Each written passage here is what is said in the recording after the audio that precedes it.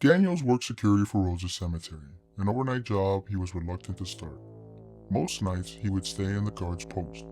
Apart from watching the cameras, his duties every night was to drive around. He made sure the gates were locked and people were not in the cemetery after hours. The job had its challenges to stay awake. He made sure to stay active and patrolled more often than others. He would stop and check the gates every night and from time to time flash his high-beam flashlight on the graves. After he overlooked them, he returned to the guard's post. It was a Friday night. Daniels was supposed to be off, but was called into work. As he did when he worked, he signed in, checked the cameras, and read about the updated camera software. FYI, cameras are set to sensitive movements. Be aware the sensor will trigger the recording. Sorry for the inconvenience. Daniel sat down and kept an eye on the cameras. A few hours had passed. He went out to the security truck. He saw that it needed gas and took it to the east side of the cemetery where the fuel pumps were. As he filled up the truck, he heard a noise. He flashed his light quickly. 2 deer ran past him, headed towards the wooded area.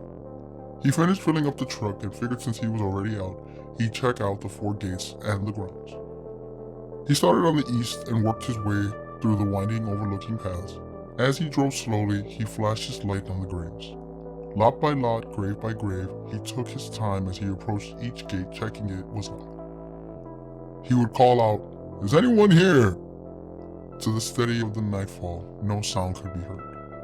He got back in the truck and returned to the guard's post. As soon as he walked in, the sensor for the cameras had been triggered. Daniels was able to cut off the ringing noise and overlook the recordings. From what he could see, there was a person wearing white who had passed by the corner eye of the camera. He checked the other cameras, but for some reason they were unable to play back the recordings.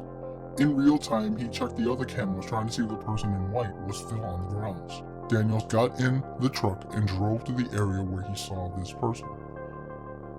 He got there and flashed his light out onto the graves. "Hello! I can help you get out of here!" But no one responded.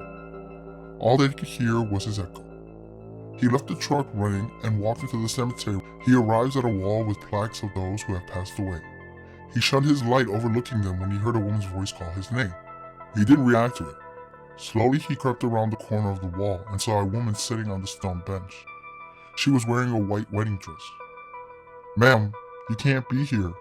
I can help you get out." The woman got up and walked towards an exit. As he followed her, he felt something odd. His gut was telling him not to follow her, but Daniel couldn't help himself. She then walked through a thick patch of shrubs and disappeared. To his surprise and shock, he found a mausoleum shrouded in the bushes, basically hidden in plain sight.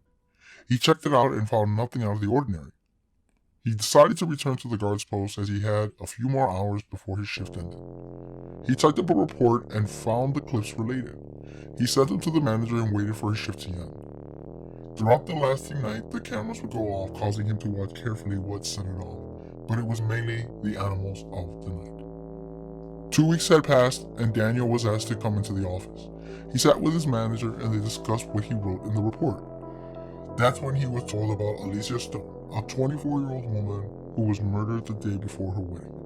At the funeral, they buried her in the dress she was to be married in. On the day she died, Alicia will walk the cemetery grounds wearing her dress.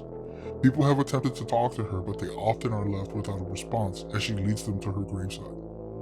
Daniels is taken aback. He saw her in the flesh, and now they're telling him he saw a ghost. He didn't want to believe what really happened, but apparently Alicia Stone was indeed a ghost. From time to time, he would check on her mausoleum and leave flowers for her. He would say a few words and pray she finds peace. Daniels didn't stay employed much longer at Rose's cemetery after that. He put in his 2 weeks and got another job working security for a warehouse. He hopes he never experiences anything like that again.